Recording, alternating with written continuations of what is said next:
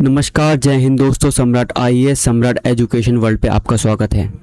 इस वीडियो में हम बात करेंगे 21 जून के करंट अफेयर्स के बारे में। तो ये द हिंदू की न्यूज़ेस हैं सारी, जो कि यूपीएससी प्रीलिम्स यूपीएससी मेंस के लेवल के लिए काम में आती हैं। तो उन्हीं जो करंट अफेयर्स की न्यूज़ेस हैं, है ना, तो उसी के बैकग्राउंड्स लेके पूरा का पूरा एनालिसिस किया जाता है इस वीडियो के अंदर, जो कि आपको प्रोवाइड करी जाती है। 1 घंटे की वीडियो रहती है और इसमें कई सारे टॉपिक आपके कवर हो जाते हैं। तो सम्राट आईएएस के साथ जुड़िए, है ना, सब्सक्राइब कीजिए और लोगों को बताइए कि द हिंदू को हिंदी में समझाया जा रहा है यहाँ पर सम्राट एजुकेशन वर्ल्ड पे। ठीक है, तो हम स्टार्ट करते हैं अपनी सबसे पहली न्यूज़। तो हमारी जो प्रेसिडेंट मुर्मू जी हैं, है ना, द्रौपदी मुर्मू जी हैं, तो उन्होंने एक सभा में मतलब मध्य प्रदेश के अंदर एक सभा हो रही थी, उसमें सिकल सेल एनीमिया को ख़त्म करने के लिए बात कही कि 2047 में जब हम विकसित भारत होंगे तो उसके पहले हमें सिकल सेल एनीमिया को ख़त्म करना है। तो इसलिए सिकल सेल एनीमिया हमारे लिए इम्पोर्टेंट हो गया यूपीएससी के लिए, है ना। ये जो है जीएस पेपर 2 हेल्थ में भी काम में आएगा, और साथ में जीएस पेपर 3 जो साइंस एंड टेक्नोलॉजी के अंदर हेल्थ वाला पार्ट है ना, यहाँ पर बीमारियों के बारे में पढ़ते हैं अपन, तो वहाँ पर भी काम में आएगा ये। Got it. तो इसको हम डिटेल में समझते हैं, हिंदी में समझते हैं कि ये तो द हिंदू की न्यूज़ थी, लेकिन इसका जो बैकग्राउंड है वो सिकल सेल एनीमिया है ना, तो उसके बारे में आप पता होना चाहिए अच्छी तरीके से। ठीक है, तो यही बताया कि द हिंदू की ये खबर थी कि राष्ट्रीय सिकल सेल एनीमिया उन्मूलन मिशन के बारे में यहाँ पे बात हो रही। समाचार में क्यों है? क्योंकि हमारे जो राष्ट्रपति जी हैं उन्होंने अभी एक कार्यक्रम में कहा कि सिकल सेल एनीमिया को 2047 तक पूरा ख़त्म कर देना है ना, क्योंकि ये जनजातियों में ज़्यादा पाई जाती है ना, क्योंकि वो मतलब जेनेटिक रोग है, ये जो बीमारी है जेनेटिक्स के कारण होती है। तो वही यहाँ बताएगा कि मुख्य फोकस जो है वो आदिवासी लोगों पर होगा, है ना, ट्राइबल कम्युनिटीज़ जो होती उनको मुख्य फोकस में रखा जाएगा। Got it. तो यहाँ पर ये तो न्यूज़ थी इसकी जो द हिंदू में छपी हुई थी। देन पहल की आवश्यकता क्यों है? जैसे कि बताया कि जनजाति जो आबादी पर अत्यधिक प्रभाव है इसका, और उनको इतना ज्ञान है नहीं, ना ही उनके पास संसाधन है ना, तो संसाधनों की कमी है ना, जागरूकता की कमी है, और जो भी नॉलेज है उसके बारे में कमी है। जो आदिवासी लोग हैं उनके पास संसाधन नहीं है, वो हेल्थ जो केयर है, मतलब अच्छी हेल्थ का जो सिस्टम होता वहाँ तक उनकी इतनी पहुँच नहीं है ना, दूर दराज के जंगल वाले इलाकों में रहते तो वहाँ तक उतनी पहुँच नहीं है हेल्थ सिस्टम की हमारे। तो वही यहाँ बताया कि भारत में यहाँ पे सिकल सेल एनीमिया के बारे में जो भी अधिकतर केसेस आते हैं वो मध्य प्रदेश, महाराष्ट्र, गुजरात, छत्तीसगढ़, उड़ीसा, राजस्थान और झारखंड वाले एरिया से आते हैं, और यहाँ से भी कहाँ पे आदिवासी जो इलाके हैं वहाँ से। ठीक है, फिर बताया कि यहाँ पे किस तरीके से जनजाति जो लोग हैं उनके पास संसाधनों की कमी है, जिससे उनके पास जागरूकता की कमी है। ठीक है, अब संसाधन नहीं है, स्वास्थ्य सेवाएं नहीं है, तो जागरूकता की कमी है। ठीक है, तो यहाँ पे मृत्यु दर अधिक हो गई इसमें, है ना, उसका प्रभाव इतना है कि इसमें मृत्यु दर अधिक हो गई। तो वो यहाँ पे बताया कि 2047 का लक्ष्य बताया कि जब हम 100 वर्ष पूरे करेंगे अपनी आज़ादी के, भारत को विकसित देश बनाएंगे, तो उसमें इस बीमारी को पूरी तरीके से ख़त्म करना है ना, सिकल सेल एनीमिया को। तो भारत का ये कदम भी है, मिशन की शुरुआत भी हुई थी कि 2023-24 में राष्ट्रीय सिकल सेल एनीमिया उन्मूलन मिशन की शुरुआत की गई थी, उसकी घोषणा की गई थी। इसे भारत के जो प्रधानमंत्री हैं 2023 में, जुलाई 2023 के मध्य में जो मध्य प्रदेश में शुरू करा था इन्होंने। अब कहाँ शुरू करा था अगेन नहीं पता होना चाहिए, बस पता होना चाहिए कि 2023 में के आसपास शुरू करा था ये वाला मिशन। ठीक है, ऐसा यूपीएससी प्रीलिम्स पर डेट भी पूछ लेते हैं ये चीज़, तो इस बारे में भी हम पता होना चाहिए कि 2023 में इसकी स्टार्टिंग हुई थी।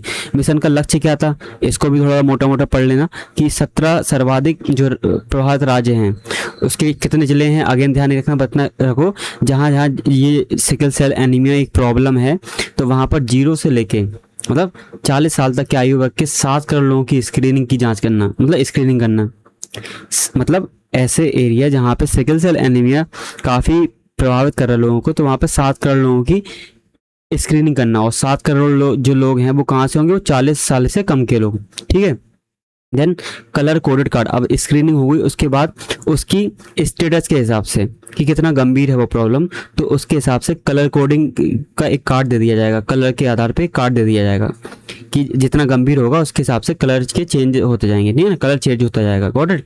तो बताया कि यहाँ पे कि किस तरीके से अनुवांशिक स्टेटस है, जेनेटिक स्टेटस है उसका, उसके आधार पे एक कार्ड दे दिया जाएगा, है ना, स्मार्ट कार्ड दे दिया जाएगा, ताकि विवाह से पहले वे स्थिति जान सके कि बीमार का अगली पीढ़ी जो जो बीमारी है वो अगली पीढ़ी में पास ऑन किस तरीके से होगी और इसको किस तरीके से रोका जाएगा, तो वो पता हो जाए, इसलिए यहाँ पे कलर कोडेड कार्ड का कॉन्सेप्ट रखा गया है। Got it. अब ये जो विवाह वाला कॉन्सेप्ट है उसको भी देखेंगे हम। वो इसलिए है क्योंकि ये जो बीमारी है वो एक्चुअली जेनेटिक बीमारी है ना। जो भी दंपति हैं उनसे उनके बच्चों में पहुंच सकती है। तो वो यहाँ पे बताया कि विवाह से पहले ही अगर जांच हो जाए कि लड़के में या लड़की में ये बीमारी है और इसका जैसा भी प्रोसेस रहा, तो उसी के लिए यहाँ पे ये प्रोसेस बताई हुई है कि सबसे पहले स्क्रीनिंग होगी, फिर उसके बाद कार्ड दे दिया जाएगा ताकि विवाह में कोई प्रॉब्लम ना आए, ठीक है। और विवाह के बाद भी जो बच्चे होते हैं उनमें प्रॉब्लम ना आए उनको, है ना, ये बीमारी पास ऑन ना हो। तो इस बीमारी को पास ऑन रोकने के लिए, उसको रोकने के लिए ये कदम उठाया जा रहा है, ठीक है। तो ये 2023 में जो मिशन आया था सिकल सेल एनीमिया को खत्म करने का, उसके अंतर्गत है ये पूरा, ठीक है। अब सिकल सेल एनीमिया होता क्या है, ये साइंस एंड टेक्नोलॉजी का जो हेल्थ वाला पार्ट है उससे के लिए इंपॉर्टेंट है। तो सिकल सेल एनीमिया एक जेनेटिक रोग है और ये रक्त में होता है, क्या जो ब्लड होता है। अब आपको मालूम है ब्लड में जो आरबीसी होती वो गोल होती, इस तरीके की होती, वो इस तरीके की, मतलब एल्पेनलीबे खाई होगी तो एल्पेनलीबे के आकार की होती हो। लेकिन इस सिकल सेल एनीमिया में कैसा हो जाता है, एल्पेनलीबे मतलब जो आरबीसी है वो इस तरीके से हंसिए के आकार की हो जाती है। तो हंसिए के आकार की होने से बहुत सारी प्रॉब्लम्स आने लगती शरीर के अंदर, इसलिए ये सिकल सेल एनीमिया को पढ़ना जरूरी है और इसके क्या क्या प्रभाव होते हैं, हम किस तरीके से रोक सकते हैं, उसके बारे में बताया गया है इस वीडियो के अंदर। तो देखते हैं इस वीडियो में और भी आगे क्या है, ठीक है। तो जैसा बताया कि सिकल सेल एनीमिया एक जेनेटिक रोग है और ब्लड के अंदर होता है कि ब्लड का जो आरबीसी है उसका आकार एक हंसिए की आकार का हो जाता, ठीक है। तो कोई छुआछूत की बीमारी नहीं है ये, बल्कि माता पिता से बच्चों के जीन में पहुंचती है, मतलब एक जेनेटिक बीमारी है। गॉट इट, ठीक है। तो आरबीसी जिस तरीके से हमको मालूम है गोल होती, लचीली होती, ठीक है, एल्पेनलीबे टाइप की, तो ब्लड में बहती है वो, तो वो आसानी से गुजर जाती है और शरीर के सभी अंगों में ऑक्सीजन पहुंचाती, ठीक है। क्योंकि आरबीसी में ही क्या होता है, एक हीमोग्लोबिन नाम का प्रोटीन साथ में चलता है उसके, जो ऑक्सीजन को पास कराने के काम में आता है ना, एक जगह से दूसरी जगह ले जाता है ऑक्सीजन को, ठीक है, बढ़िया है। तो सिकल सेल एनीमिया की स्थिति बताई यहाँ पर कि इस बीमारी में हीमोग्लोबिन में एक म्यूटेशन होता, जो आरबीसी के साथ एक प्रोटीन रहता है हीमोग्लोबिन, तो उसमें म्यूटेशन होता, एक बदलाव होता, जिसके कारण जो आरबीसी का आकार है वो हंसिए के आकार का होता है, जैसा बताया ना, इस तरीके के हो जाते हो हंसिए के आकार का, तो कृष्ण या चांद के आकार का बन जाता। अब इसके प्रभाव क्या होता है वो बताते रहे मैं कि हंसिए के आकार की जब हो जाती तो वो कठोर और चिपचिपी हो जाती, तो वो क्या करती, जो रक्त वाहिनियां होती, नसें होती है ना, तो उसमें फंसने लगती, और फंसने लगती तो क्या होता है, रक्त का प्रवाह रुकेगा, ऑक्सीजन की आपूर्ति रुकेगी, और साथ में जब ये रक्त वाहिनियों में फंसती है तो दर्द भी देती है वो चीज़, ठीक है। तो वही यहाँ पे बताया हुआ कि प्रभाव क्या होते हैं ये सिकल सेल एनीमिया के, साथ में लक्षण क्या होते और इस बीमारी से क्या प्रभाव होते हैं, ये तो हमने देख लिया कि उस रक्त जो हमारे शरीर के अंदर रक्त वाहिनियां हो गई और जो प्रोसेस होती है उस पर क्या प्रभाव पड़ेगा। अब यहाँ से देखेंगे कि हमारे शरीर पे क्या प्रभाव पड़ेगा। Got it. तो खून की कमी, जैसे आरबीसी की लाइफ होती 120 दिन, लेकिन जो सिकल सेल एनीमिया सिकल कोशिकाएं होती जो हंसी के आकार की हो जाती वो 10 से 20 दिन में मर जाती, जिससे शरीर में क्या होती, खून की कमी हो जाती, तभी तो नाम है सिकल सेल एनीमिया, खून की कमी, ठीक है। अत्यधिक दर्द, अब जब रक्त प्रवाह में रुकता है तो यहाँ पे क्या होता है, दर्द होता, छाती पेट जोड़ों में तो भयानक दर्द उठता, क्योंकि जो हंसी के आकार की क्या होती ये फंस जाती, ठीक है। अंगों को नुकसान, जब ऑक्सीजन नहीं पहुंचेगा तो जो स्प्लीन है, हृदय है ना, किडनी है, लीवर है, तो जो अंगों को नुकसान होना शुरू हो जाएगा, क्योंकि ये अंग जितने भी हैं इनकी जो कोशिकाएं हैं उनको भी ऑक्सीजन चाहिए, है ना, तो वो ऑक्सीजन पहुंच नहीं पा रहा, तो ये इनका भी नुकसान होना शुरू हो जाता। Got it. फिर संक्रमण का खतरा, इसमें संक्रमण का खतरा ऐसा नहीं होता, ठीक है। तो यहाँ पे क्या लगेगा, प्लीहा के खराब होने से मरीज में गंभीर संक्रमण का खतरा बढ़ जाता है। अब ये कह रहे हैं कि जो प्लीहा है वहाँ पे वो खराब होने से हमारा जो इम्यून सिस्टम है वो प्रॉब्लम हो जाता है, तो कई सारी बीमारी, अलग बीमारियां घेर सकती हैं अपन को, जो वायरस बैक्टीरिया और भी बीमारियां हैं वो घेर सकती, जो कि संक्रमण का खतरा बढ़ जाएगा आपका, ठीक है। इम्यून सिस्टम की बात करिए यहाँ पर चौथे पॉइंट में। Got it. फिर जेनेटिक्स कैसे काम करती है इसमें, अभी थोड़ा टेक्निकल है, ये थोड़ा टेक्निकल है कि ऑटोसोमल जो रिसेसिव है वो विकार एक तरीके का, जैसे जो एक होता है वाहक, जैसे यदि माता या पिता में से किसी एक में दोषपूर्ण जीन मिलता है, मतलब किसी एक में सिकल सेल एनीमिया मिलता, लेकिन वो वाहक है उसका, तो वह वाहक होगा, ठीक है। Got it. उसे आमतौर पर कोई बीमारी नहीं मानते, बस जीन आगे बढ़ाती वो चीज़ को। मतलब आगे मान लो किसी ऐसे व्यक्ति से शादी हो गई उसकी, जिसके पास जिसके जो जिसको भी ये बीमारी है, तो वहां से क्या होगा, वहां चीज बढ़ती जाएगी आगे। वही बताया यहाँ पे कि एक होता वाहक, ठीक है, गॉट इट। फिर यहाँ पे रोग की बात करी कि व्यक्ति में माता या पिता अगर दोनों में से कोई भी एक को ये प्रॉब्लम है तो वो क्या बीमारी पीड़ित हो जाएगी। अब इसका 25% का कॉन्सेप्ट है, इसको यही भी देख लेते। सबसे पहले ये समझो, इसको मैं मिटा दे रहा पहले।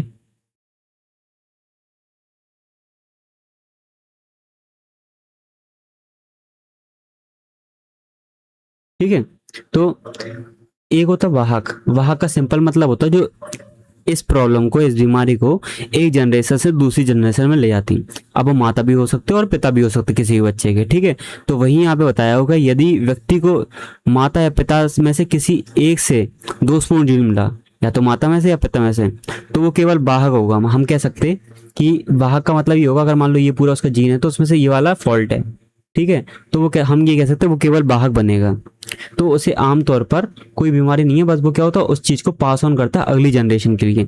सिकल सेल जो पेशेंट होता है वो पूरा का पूरा, इससे मान लो पूरा का पूरा जो सेल है, जीन है, वो इस तरीके से दोषपूर्ण है, ठीक है। यदि व्यक्ति को माता और पिता दोनों से दोषपूर्ण जीन मिले तो वह इस बीमारी से पीड़ित माना जाएगा, ठीक है, गॉट इट। तो इसका भी हम देख लेते हैं, यहाँ पे एक चीज और दी, उससे समझ में आ जाएगा ये पूरा, ठीक है। जैसे बचाव का तरीका, जैसे दो वाहक हैं वो आपस में विवाह कर रहे हैं, तो उनमें जो बीमारी है वो 25% है कि आने के चांसेस हैं, ठीक है, गॉट इट।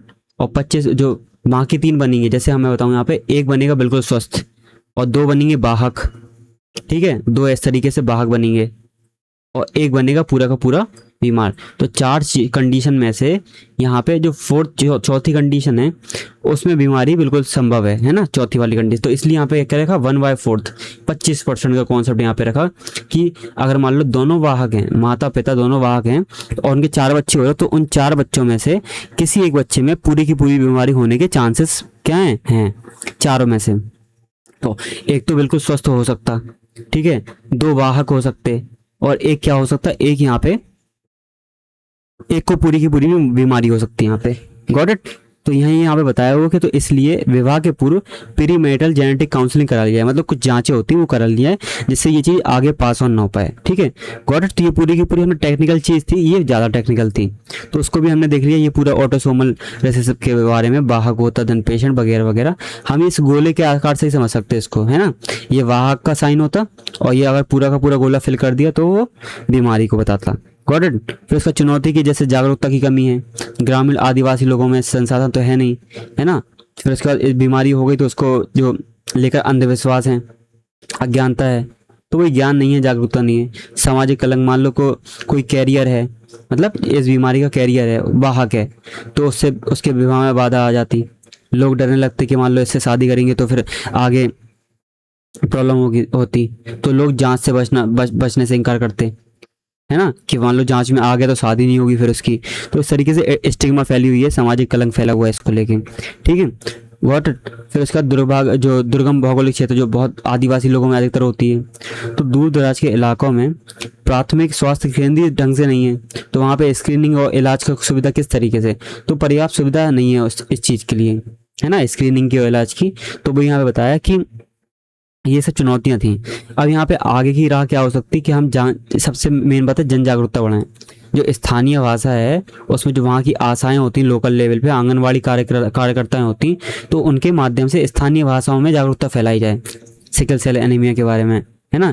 जैसे आशा बहनें कई सारे क्षेत्र में अच्छा काम करती हैं ना, पूरा का पूरा जो स्वास्थ्य का सिस्टम है वो लोकल लेवल पे किस तरीके से आशा बहनें और आंगनवाड़ी की जो कार्यकर्ता हैं वो देखती, ठीक है। तो ये सिकल सेल एनीमिया का जो कॉन्सेप्ट है उसको भी हम यहाँ पे अप्लाई कर सकते हैं, गॉट इट। देन इसके बाद मजबूत बुनियादी सुविधा, जो स्वास्थ्य सुविधाएं होती हैं उनको मजबूत करना, जैसे जनजातीय क्षेत्रों में भी इसको ला सकते, तो सामुदायिक स्वास्थ्य केंद्र खोल दो यहाँ पर, ठीक है। जैसे hydroxyurea sickle cell anaemia की मुख्य दवा इस समय, रक्त चढ़ाना की पर्याप्त व्यवस्था होनी चाहिए, तो ये दवाई हो गई, है ना, इस दवा को ध्यान रखना।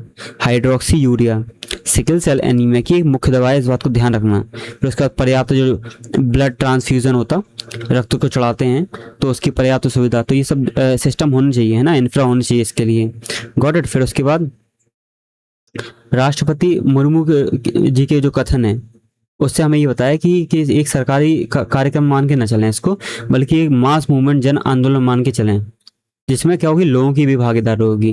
फिर उसके बाद विवाह के पूर्व परामर्श करना जरूरी है। अब यहाँ पे कुंडली तो मिला रहे, लेकिन क्या मेडिकल कुंडली मिलाना जरूरी है। कुछ जांचें होती, जैसे सिकल सेल एनीमिया की जांच करवा सकते हैं, और भी कई सारे टेस्ट हो सकते हैं। तो उससे क्या होती है, इस चीज को सामाजिक प्रोत्साहन देना जरूरी है। ठीक है, लोगों में जागरूकता बढ़ाना जरूरी है इस चीज के बारे में। तो ये पूरा का पूरा ताना बाना तो हो गया, सिकल सेल एनीमिया के बारे में डिटेल में बात कर ली हमने। ठीक है, इस बात को ध्यान रखना एक एक चीज को। देन दूसरे टॉपिक पे आते हैं कि हमारे जो पीएम है वो 3 इंडिजिनियस नेवल प्लेटफॉर्म को कोलकाता के अंदर के लॉन्च कर रहे हैं। ठीक है, तो ये न्यूज में था, कौन कौन, दूनागिरी, संशोधक और अग्रे। तो इन तीनों के बारे में हम पूरी की पूरी जानकारी पाते हैं। और मेंस के बारे में हम बहुत सारी चीज़ें पढ़ी यहाँ पे, जिस तरीके से इंडिया का जो मैरीटाइम कैपेबिलिटीज़ है वो किस तरीके से बूस्ट हो रही, और किस तरीके से हम इंडिजनाइजेशन की तरफ बढ़ रहे हैं, कि जो शिप बिल्डिंग है किस तरीके से इंडिया के अंदर ही बढ़ रही। हमने कहीं से मंगाई नहीं है, इसकी डिज़ाइन, मैन्युफैक्चरिंग सब इंडिया के अंदर हो रही। Got it. तो इसी के बारे में पढ़ना। तो ये पूरा न्यूज़ में था कि किस तरीके से हम नेवल प्लेटफॉर्म में बात कर रहे हैं। तो सर न्यूज़ ये थी कि जो प्रधानमंत्री है ना हमारे, उन्होंने इसको 3 जो युद्धपोत हैं, वॉरशिप है, उनको वो कमीशन करा है, कि दूनागिरी, संशोधक। Got it. तो इसके बाद आगरा, इन सबको कहाँ से, कोलकाता से कर रहे हैं। तो इसके निर्माणकर्ता के बारे में बात करोगे तो यहाँ पे कोलकाता में ही बने। ये किसने बनाया, garden reach ship build and engineers. इस बात को ध्यान रखेंगे कि कोलकाता में ही इनका निर्माण हुआ। फिर डिज़ाइन किसने करा, तो डिज़ाइन ध्यान रखेंगे वॉरशिप डिज़ाइन ब्यूरो द्वारा इसका डिज़ाइन किया गया, जो कि भारतीय नौसेना के अंदर ही काम करती। ठीक है, उसी का ये डिपार्टमेंट है ये। ठीक है,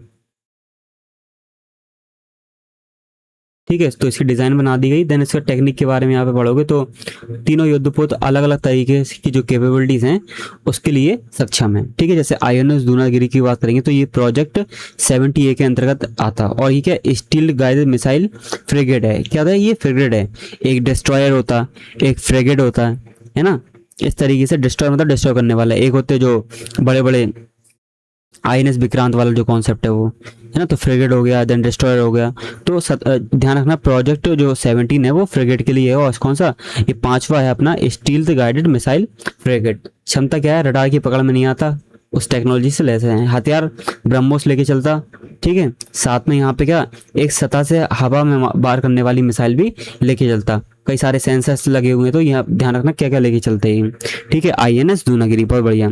फिर क्या करता है, इसका उद्देश्य क्या है, समुद्र में जो युद्ध होगा तो दुश्मन के जहाज को नष्ट करने के लिए गहरे समुद्र में ब्लू वाटर ऑपरेशन को मजबूती देगा। ये मतलब भारत को गहरे पानी में ऑपरेशन चलाने के लिए ये एक एज साबित होगा, है ना, एक बड़ा साबित होगा कि दुश्मन के जो जहाज हैं उनको हम गहरे पानी में भी खत्म कर सकते हैं। ठीक है, ब्रह्मोस लेके चल रहा है, ये क्रूज मिसाइल है जो हमारी बेहतरीन सी। ठीक है, तो इसके बाद आईएनएस संशोधक के बारे में, ये सर्वे वेसल है। सर्वे वेसल को हम देखेंगे यहाँ पर कि समुद्र के अंदर खोजबीन करना, समुद्र के अंदर जितनी भी टोपोग्राफी है समुद्र की उसको सर्वे करना, है ना। और जो सोनार सिस्टम का यूज़ करता है कि मैपिंग करना वगैरह, उसके काम में आएगा ये। ठीक है, तो संध्या क्लास का चौथा और अंतिम सर्वे वेसल लार्ज है। सर्वे वेसल लार्ज का मतलब ये होता जो जहाज सर्वे करते हैं समुद्र के अंदर का। ठीक है, तो आगे देखिए यहाँ पे टेक्निक किस तरीके यूज़ कर रहे हैं कि ऑटोनॉमस अंडर वाटर व्हीकल। तो यह पोत क्या है, ऑटोनॉमस अंडर वाटर व्हीकल। ये जो सिस्टम है उससे भी लेस है। ठीक है, इसका मतलब ये होता है कि अंडर वाटर क्या होता है, अपने आप ही चल सकती। ठीक है, इसको कोई रिमोट कंट्रोल से वो नहीं करने की जरूरत है, तो अब पानी के अंदर अपने आप ही ये काम कर सकती। ठीक है, फिर उसके बाद यहाँ पे रिमोटली ऑपरेटेड व्हीकल, तो इसमें क्या है, रिमोटली ऑपरेटेड व्हीकल भी लगे हुए हैं। ठीक है, तो रिमोट से भी इसको कंट्रोल कर सकते हैं। साथ में हाइड्रोग्राफिक सर्वे सिस्टम भी लगा हुआ है, मतलब समुद्र के अंदर जो सर्वे होता कि यहाँ पे कोरल रीफ है, यहाँ पे गहराई है, यहाँ पे वो, ठीक है, यहाँ पे सी माउंट है वगैरह वगैरह, बहुत सारी जो समुद्र के अंदर की टोपोग्राफी होती उसका सर्वे करता। साथ में ये भी देखता कोई दूसरे दुश्मन देश की पनडुब्बी तो नहीं आ रही, है ना, दूसरे दुश्मन देश पे भी नज़र रखता। फिर सोनार सिस्टम का यूज़ करता, तो समुद्र के अंदर की मैपिंग करने का काम ये करता। तो ध्यान रखना, आईएनएस संशोधक, ठीक है, सर्वे करने के लिए यूज़ होता है। ठीक है, फिर इसका उद्देश्य के बारे में बता दिया यहाँ पे, सी बैट की मैपिंग करना, नौवाहन चार्ट, नेविगेशनल चार्टिंग करना, है ना, नागरिक कार्यों के लिए समुद्र विज्ञान, ओशनोग्राफी, जब मैपिंग होगी समुद्र के अंदर की चीज़ों के बारे में जानकारी मिलेगी तो समुद्र विज्ञान में डेटा एकत्र करना वगैरह, ये सब काम है उसके। ठीक है, तो इस बात को भी ध्यान रखेंगे। फिर INS अग्रय, ये पनडुब्बी रोधी पोत है ना, पनडुब्बी को खत्म करने वाला। तो ये अनाला क्लास, ध्यान रखना, अनाला क्लास का चौथा anti submarine warfare shallow water craft है। शैलो वाटर क्राफ्ट मतलब कि ज़्यादा गहराई वाला नहीं है, मतलब ज़्यादा गहराई में काम नहीं करता, ये शैलो वाटर में काम कर लेता। तो एंटी सबमरीन वॉरफेयर है ये। ठीक है, क्षमताएं क्या है, टॉर्पीडो लेके चलता है। टॉर्पीडो मतलब ये होता है ऐसी मिसाइल जो पानी के अंदर से भी लॉन्च कर सकते हैं अपन, है ना। फिर स्वदेशी रॉकेट लॉन्चर लेके चलता है, सोनार सिस्टम का यूज़ करता है। तो ये सब यहाँ पे तो सिंपल बात लगेंगे अगर वॉर के लिए यूज़ करना है तो ये सब चीज़ें तो लगाना ही पड़ेगा। फिर उथले पानी में काम कर लेता है, जैसे लिटोरल वाटर हो गया, है ना। तो उसमें दुश्मन की छुपी हुई पनडुब्बी को नष्ट कर सकता है, मतलब जो समुद्र तट है हमारा भारत का, तो उसके किनारे कोई दुश्मन की पनडुब्बी ना आए तो उसके लिए काम करेगा ये। ठीक है, इस बात को ध्यान रखेंगे अपन। ठीक है, उसे नष्ट करना और उसके तटीय सुरक्षा के लिए गेम चेंजर साबित हो सकता है, जैसा कि मैंने बता दिया आपको। ठीक है, देन भारत के लिए इसका सामरिक महत्व क्या है कि आत्मनिर्भरता को बढ़ाना। तो 75% से अधिक यहाँ पे क्या स्वदेशी सामग्री लगी हुई है। इससे जो 200 से अधिक MSME जो छोटे छोटे उपकरण बनाते, छोटे छोटे पुर्जे बनाते, तो उनको लाभ हो रहे हैं, यहाँ पे उनको शामिल किया गया है। तो यहाँ पे आयात बिल में कमी आई, है ना, बड़े पैमाने पर प्रत्यक्ष और अप्रत्यक्ष तरीके से रोजगार सृजन हुआ भारत के अंदर। ठीक है, फिर हिंद महासागर के अंदर क्या शक्ति का प्रदर्शन, क्योंकि चाइना जिस तरीके से यहाँ पे अपने बढ़ाता जा रहा है ना, आक्रामक नीति अपना रहा और इंडिया को घेरने की कोशिश कर रहा। साथ में जो पाकिस्तान है वो भी हरकतें करता कराची पोर्ट से। ठीक है, तो इन सब को देखते हुए यहाँ पे क्या अग्रय पनडुब्बी जो है इन सब का जवाब है।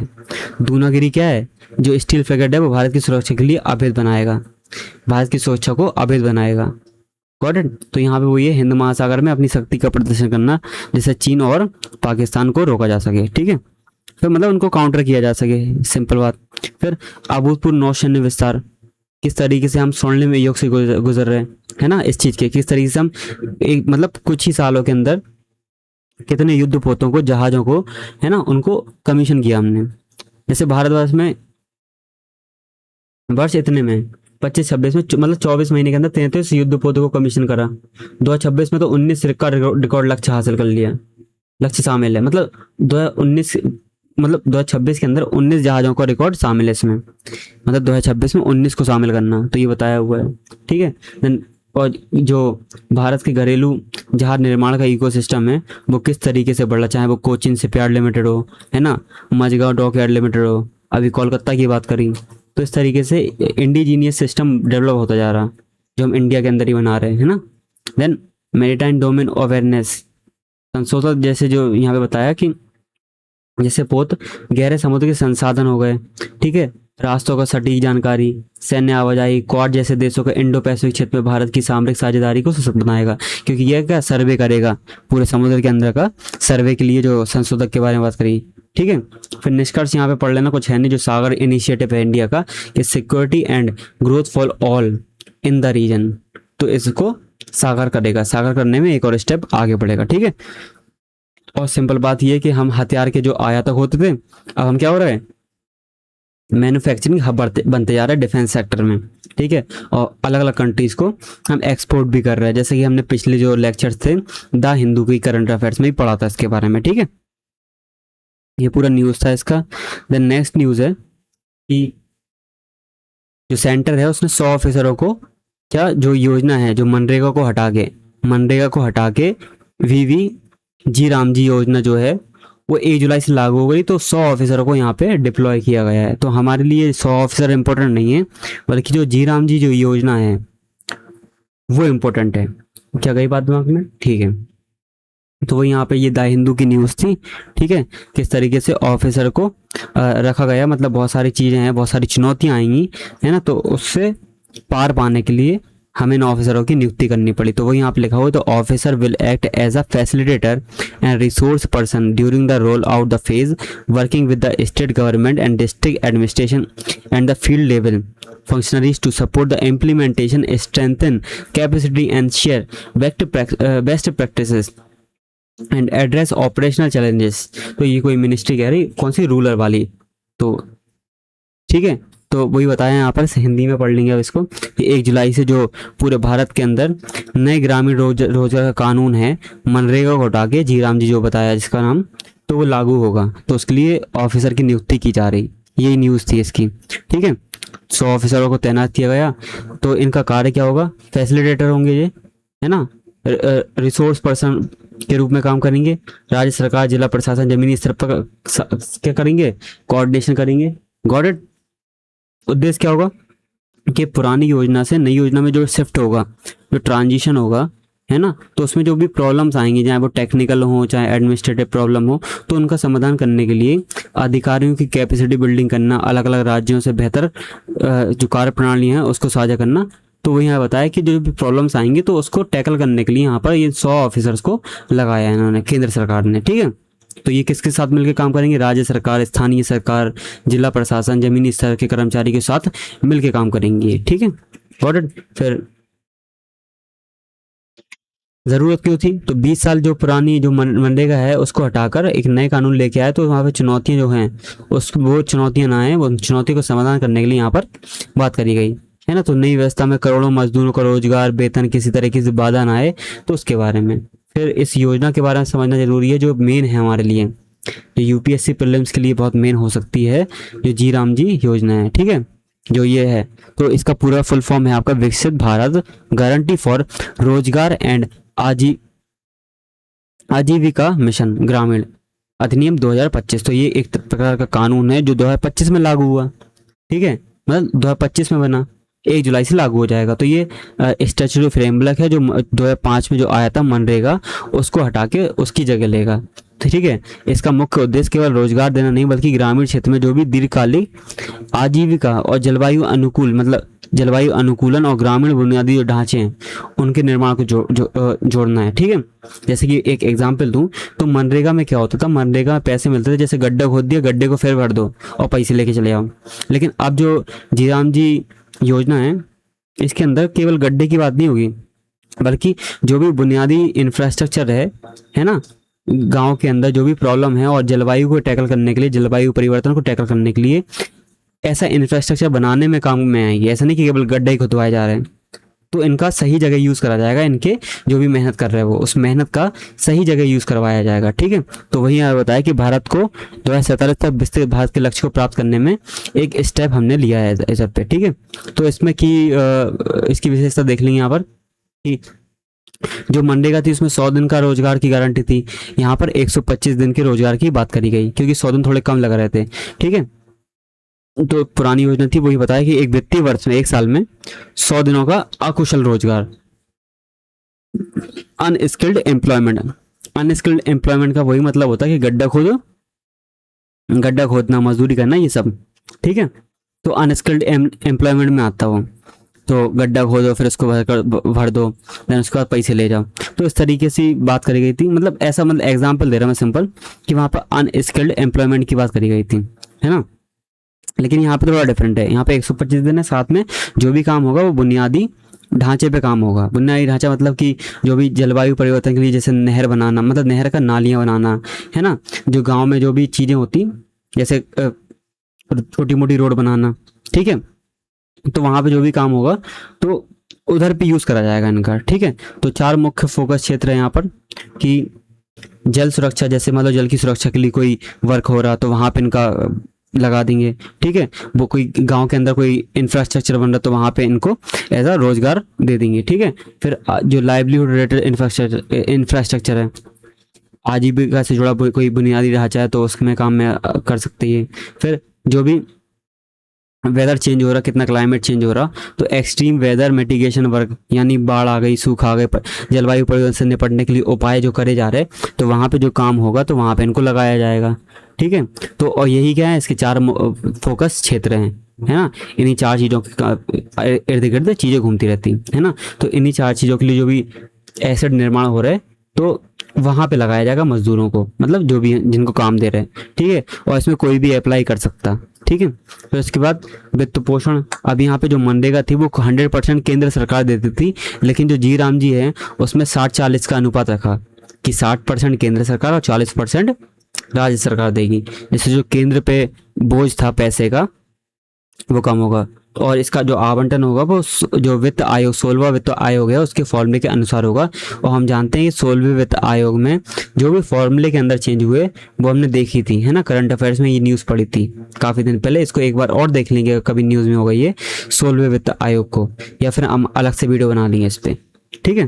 तो इसका जो फॉर्मूला है उसके अंदर जीएसडीपी, जनसंख्या और भी कई सारी चीज़ें हैं, जैसे टैक्स कलेक्शन, डेमोग्राफिक जो किस तरीके से डेमोग्राफिक परफॉर्मेंस, है ना, किस तरीके से जनसंख्या को नियंत्रित कर रहे हैं, तो उनके परसेंटेज में चेंज करा गया, उनके वेटेज में चेंज करा गया, है ना, फॉर्मूले में चेंज करा गया।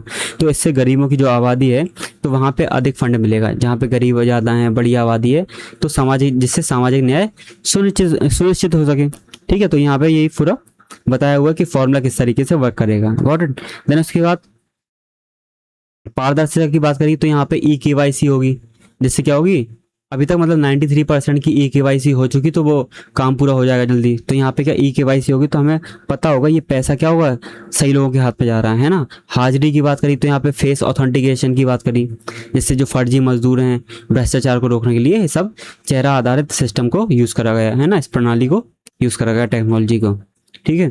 फिर इसका डीबीटी स्पर्श, एक स्पर्श नाम का एक पोर्टल बना दिया, जिससे क्या होता है जो मजदूर होते हैं उनके डायरेक्ट बैंक खाते में पैसा चला जाता।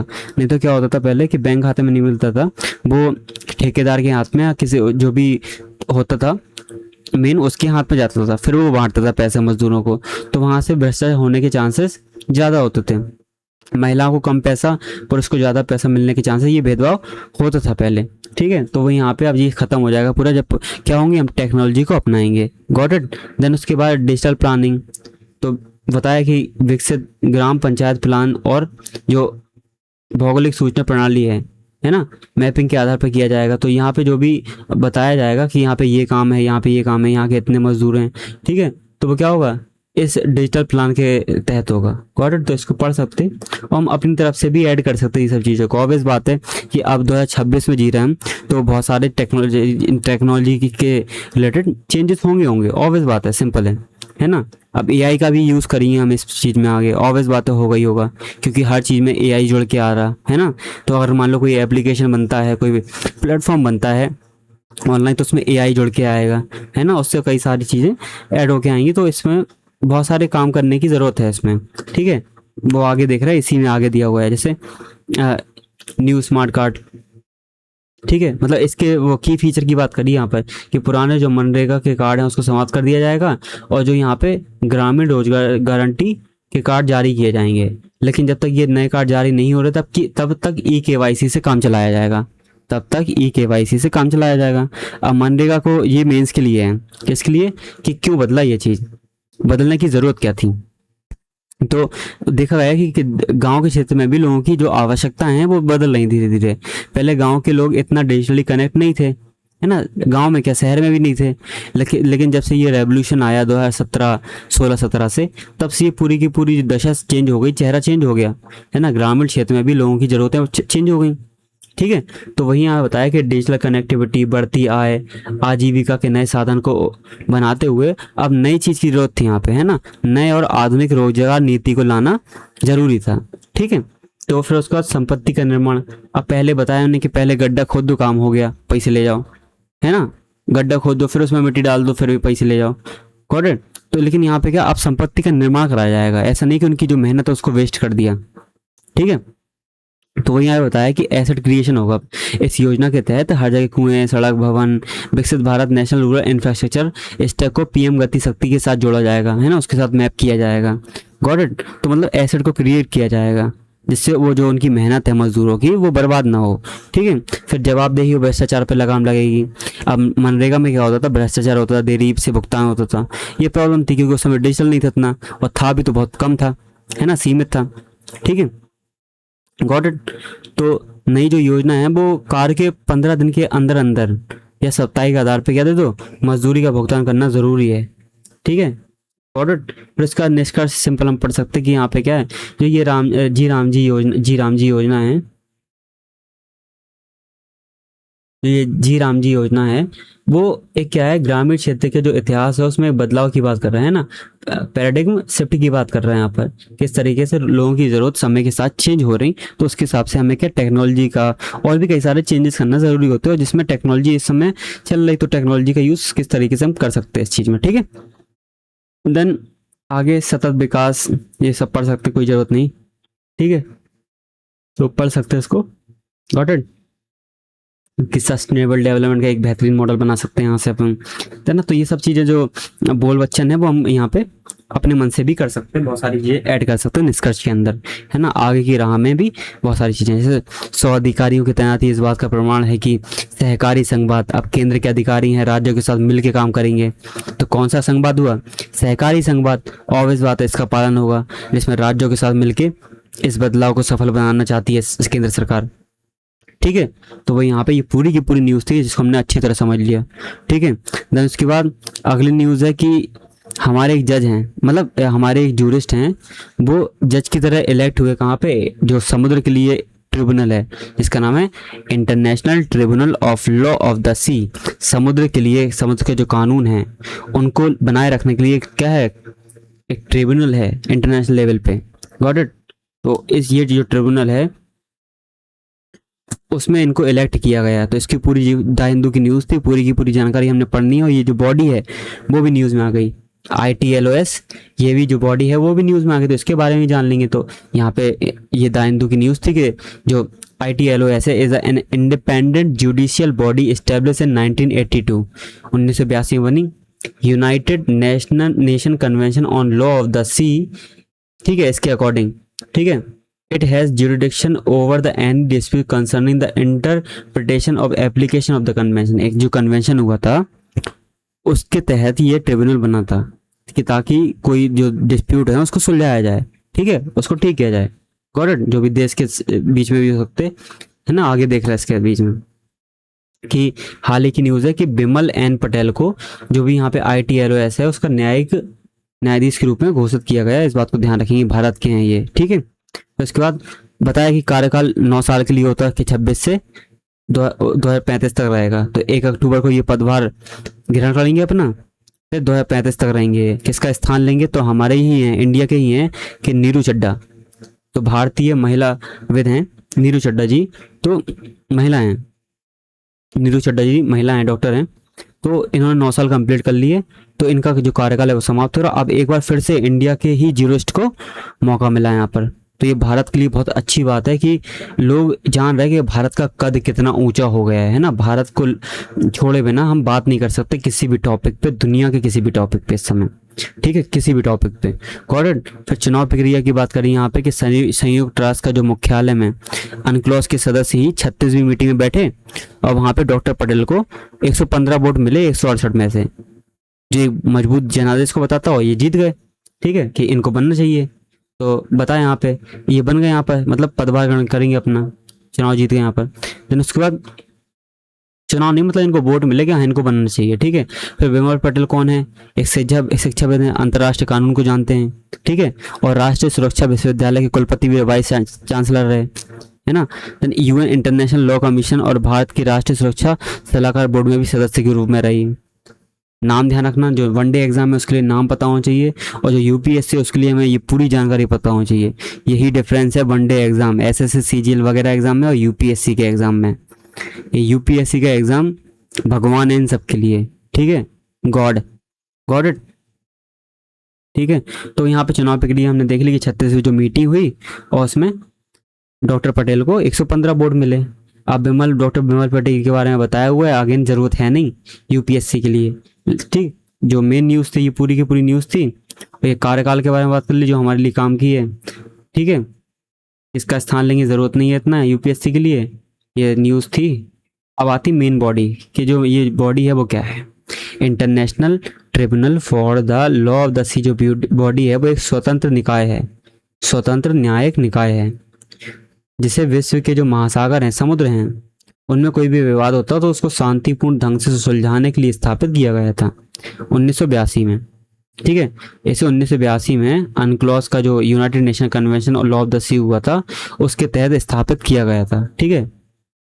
Got it. और 1996 से ये सक्रिय रूप से काम कर रही है अपना। इसका जो मुख्यालय है वो हैम्सबर्ग कहाँ पे, जर्मनी के अंदर है। हैम्सबर्ग नहीं ध्यान रखना अपन को, तो जर्मनी याद रखना बस अपन को। इसका मुख्यालय कहाँ पे है, वो है जर्मनी में, दैट्स इट। ठीक है, ITL है इसका। ठीक है, फिर वही सेम चीज़ें, संरचना 21 न्यायाधीश होते हैं इसमें। ठीक है, जो अपने क्षेत्र में बहुत ज्ञाता होते, उच्च ख्याति निष्पक्ष वाले व्यक्ति को चुना जाता है इसके अंदर। ठीक है, और कार्यकाल की बात करें तो 9 वर्ष में चुनाव होते, ये हमने देख लिया। और हर 3 साल में 1/3 सदस्य क्या होते हैं इसमें हटते रहते हो, और वही उनका चुनाव भी होता रहता है हर 3 साल में 1/3 सदस्यों का। ठीक है, भौगोलिक परिदृश्य बताएं कि यहाँ पर Asia, Africa, Latin America, Europe सब जगह से प्रतिनिधि हैं, लेकिन एक देश से केवल और केवल एक व्यक्ति हो सकता। जैसे इंडिया से नीरू चड्डा थी पहले, है ना। अब वो उनका कार्यकाल पूरा हो गया तो फिर से वोटिंग हुई, तो भारत से फिर से एक को चुन के आ गए जो बिमल पटेल नाम से हैं। ठीक है, करेक्ट। तो एक देश से एक से अधिक न्यायाधीश नहीं हो सकते, ये बताया हुआ है यहाँ पर। ठीक है, फिर भारत के जितने भी भौगोलिक क्षेत्र हैं, हर कॉन्टिनेंट से यहाँ पर प्रतिनिधित्व सुनिश्चित किया गया है। ठीक है, फिर अधिकार क्षेत्र देखना कि जो व्यापार जो विवाद है उसको निपटाना, अनक्लॉज की व्याख्या करना, उसके नियमों का जो अनुप्रयोग है, उत्पन्न होने वाले कोई भी प्रॉब्लम होती है उसको सुनना। मुख्य विषय क्या है, मैरीटाइम बाउंड्री का निर्धारण। जैसे आपको मालूम है कि EEZ होता है ना, कंटिगियस जोन होता, तो वो उसका निर्धारण करना। नेविगेशन, समुद्र के गहरे पानी में खनन, समुद्री जो संसाधन है उसका संरक्षण, और जो समुद्र का पर्यावरण है उसकी रक्षा के जो भी विवाद हैं उसको सुनवाई करना। ठीक है, पहुंच की बात करेंगे तो यहाँ पर एक न्यायाधीश में मतलब इस न्यायाधिकरण में केवल देश भी जा सकता, बल्कि अंतर्राष्ट्रीय संगठन भी जा सकते, और कुछ विशेष मामलों में निजी संस्थाएं भी जा सकती हैं यहाँ पर, कोई प्रॉब्लम हो तो। Got it. फिर भारत की बात करें यहाँ पे कि नियम जो यहाँ पे जो महत्व है भारत के लिए वो क्या है कि रूल बेस्ड मैरीटाइम ऑर्डर। ऐसे समय जहाँ इंडो पैसिफिक में चीन का प्रभाव बढ़ता जा रहा है ना, आक्रामक नीति अपना रहा चीन, यहाँ पे समुद्री तनाव बढ़ा रहा, तो वहाँ पर ITLOS में भारत की जो स्थिति है, एक और जो व्यक्ति को चुना गया, एक और ज्यूरिस्ट को चुना गया इंडिया से, तो भारत के लिए अच्छी खबर है ये। ठीक है, ताकि भारत को भी अपना एक मतलब कॉन्फिडेंस रहेगा कि हमारे व्यक्ति वहाँ पे है। ठीक है, फिर समुद्री शासन में भारत की निरंतरता, ये पहले नीरू चड्डा जी थी, फिर उसके बाद अब बिमल पटेल जी हैं। तो ये बताता है कि वैश्विक समुद्र के जो कानून का आकार है वो भारत का लगातार प्रतिनिधित्व बना रहेगा वहाँ पे जो भी। ठीक है, समुद्री कानून को आकार देने में भारत का प्रतिनिधित्व बना रहेगा, ये बताया यहाँ पर। फिर उसके बाद आपको मालूम है कि 7050 किलोमीटर से ज़्यादा क्या हमारी तटरेखा है, एक्सक्लूसिव इकोनॉमिक जोन भी बहुत बड़ा है ना। Got it. तो वही यहाँ बताया कि जो भारत का जो डीप ओशन मिशन है उस पर तेज़ी से काम कर रहा, तो इस तरीके से। और यहाँ पे भी इसको चुना गया, मतलब हमारे ही व्यक्ति को चुना गया, भारतीय को। तो ये बताता कि किस तरीके से भारत का कद है, भारत का महत्व बढ़ता जा रहा है ना। और भारत भी यहाँ पे कई सारे समुद्री मतलब कई सारी यहाँ पे बहुत सारी रिसर्च कर रहा है समुद्र के अंदर भी, है ना। तो किस तरीके से भारत एक तरीके से वैश्विक लेवल पे काम कर रहा है ना, अपने ओहदे को बढ़ाता जा रहा। कि ऐसे में समुद्री कानून की व्याख्या करने वाले सर्वोच्च संस्था में भारतीय विशेषज्ञ का होना कूटनीतिक दृष्टिकोण की बात है, यानी कि हमारे लिए लाभदायक है कि एक तरफ हम इतने बड़े बड़े मिशन लगा रहे हैं जो समुद्र के अंदर गहराई में जाके खनिजों के बारे में पहचान करेंगे, और दूसरी तरफ हमारा एक व्यक्ति, भारतीय व्यक्ति इतनी बड़ी संस्था के अंदर बैठे हुए हैं एज अ ज्यूरिस्ट। ठीक है, तो ये बहुत बड़ी बात है, हमारी कूटनीतिक जीत कह सकते हैं अपन। ठीक है, फिर उसके बाद बहुपक्षवाद कि डॉक्टर जो पटेल हैं को प्राप्त भारी जो समर्थन है, 115 वोट मिले 168 में से। तो ये बताता है कि भारत की जो सॉफ्ट पावर है उस पर विश्वास कर लो, भारत की जो कूटनीति है उस पर अलग अलग देशों का, दुनिया के हर एक देश का विश्वास है ना, भरोसा है। Got it. तो ये भी बढ़िया बात है कि हमारी सॉफ्ट पावर ने काम किया, है ना। फिर यहाँ पे वही सेम चीज़ जो हमने पीछे बात करी थी कि जिस तरीके से इनको चुना गया, तो ये दर्शाता है भारत के कद को। ठीक है, भारत की बड़ी सफलता को कि, और बल्कि जो भी, और भारत यही चाहता है कि जो हमारा रीजन है वहाँ पे क्या है, सिक्योरिटी और ग्रोथ बनी रहे, है ना। तो ये अच्छी बात है। जिस तरीके से जो अंतर्राष्ट्रीय समुद्री कानून संधियाँ हैं उसके प्रति भारत की गहरा सम्मान का प्रतीक है ये चीज़ें। ठीक है, मतलब भारत भी यही सब चीज़ें चाहता है कि समुद्र क्या हो, खुला हो सबके लिए, ऐसा ना हो कि यहाँ पे जैसे स्ट्रेट ऑफ हॉर्मूज और जो रेड सी वाला रीज़न है और चाइना का बढ़ता प्रभाव, ये सबको रोकने के लिए ये भारत का होना यहाँ पे ज़रूरी है। मतलब भारत एक सबके लिए पॉजिटिव चीज़ सोचता, भारत गलत नहीं सोचता किसी के लिए, ठीक है। वही सब यहाँ पे बताया हुआ है बोल बच्चन ने निष्कर्ष में, तो बिल्कुल पढ़ सकते हैं अपन। Got it. उसके बाद नेक्स्ट टॉपिक है द हिंदू का, ये है कि जो नागालैंड के कुछ स्कूल हैं उन्होंने लेटर लिखा कि हमें जो 3 लैंग्वेज पॉलिसी है उसको वो ठीक नहीं है। मतलब वो पूरे वर्ल्ड कह रहा मैं, पूरे मतलब एक तरह समान तरीके से पूरे भारत में लागू करना ये सही नहीं, क्योंकि अपनी रीजनल आवश्यकताएं भी हैं, मतलब क्षेत्रीय आवश्यकताएं भी हैं, उनको भी ध्यान रखना पड़ेगा, है ना। तो वो यहाँ बताया कि 3 जो लैंग्वेज पॉलिसी है वो वाइबल नहीं है यहाँ पे नागालैंड के लिए। तो वहाँ के जो प्रिंसिपल्स हैं उन्होंने एजुकेशन मिनिस्ट्री को क्या लिखा, सीबीएसई स्कूल है तो उन्होंने लिखा ये सब। तो समाचार में यही सब आ गया यहाँ पर। बताया कि नागालैंड के जो 19 सीबीएसई के स्कूल हैं उन्होंने पत्र लिखा कि जो एनईपी 2020 है उसके अंदर 3 लैंग्वेज जो फॉर्मूला था उसको फ्लेक्सिबल करा जाए, है ना, उसके फ्लेक्सिबल फ्रेमवर्क की देने की मांग करी, ठीक है। तो उसको आगे पढ़ते, ठीक है, कि वो बताएं यहाँ पे किस तरीके से ये चीज़ वायबल नहीं है। जो एनईपी 2025 है वो 3 लैंग्वेज पॉलिसी है, वो क्यों, क्योंकि नागालैंड में 17 प्रकार से अधिक जनजातियां हैं, उनकी अपनी भाषाएं हैं, कुछ लोग तो लिखते नहीं है, केवल बोलने वाली भाषाएं हैं लोगों के पास, ठीक है। तो इतनी सारी भाषाएं हैं, तो उसको किस तरीके से लागू करनी है, क्योंकि मदर टंग की बात करिए हम यहाँ पर कि मदर टंग में होनी चाहिए पहली लैंग्वेज, मतलब पहली जो पढ़ाई हो स्टार्टिंग की। तो इतनी सारी जनजातियां जैसे कोन्याक हो गया, आओ, आंगामी, सेमा, लोथा और भी कई सारी, तो इनकी सबकी अपनी अपनी भाषाएं हैं। तो पूरे राज्य की एक भाषा नहीं है, तो हम किसको मदर टंग मान लें, है ना। तो वही यहाँ बताया कि जो इसमें थोड़ी फ्लेक्सिबिलिटी दे दीजिए आप 3 लैंग्वेज पॉलिसी में, है ना। और ओरल ट्रेडिशन का और लिपि का अभाव है, ओरल ट्रेडिशन चलता। कुछ भाषाएं तो ऐसी हैं नागालैंड के अंदर कि उनकी कोई लिपि नहीं है, वो अंग्रेजी में लिखी जाती हैं, बस उनको बोल रहे वो लोग, है ना। तो कुछ भाषाओं की तो लिपि नहीं है, वही यहाँ बताया हुआ है, तो ये एक प्रॉब्लम है। देन शिक्षकों और अध्ययन की सामग्री, अब 17 अलग अलग भाषाएं हैं, उसके लिए शिक्षक भी तो होना ज़रूरी है ना। और उनका जो स्टैंडर्ड है पाठ्यक्रम का उसका भी अभाव रहेगा। तो वो यहाँ पे हम बता सकते हैं अंग्रेजी का प्रभुत्व जो नागालैंड है वहाँ की आधिकारिक जो राजकीय भाषा है, राजभाषा है, वो अंग्रेजी है ना। जो भी संवाद होता है वो आपसी जनजाति में, क्योंकि हर जनजाति की अपनी अपनी भाषा है, तो वो एक जनजाति जब दूसरी जनजाति के लोगों से बातचीत करती है तो इंग्लिश को एज ए लिंक लैंग्वेज मानती है, ठीक है। तो अंग्रेजी का यूज़ करती है या नागमीज का यूज़ करती।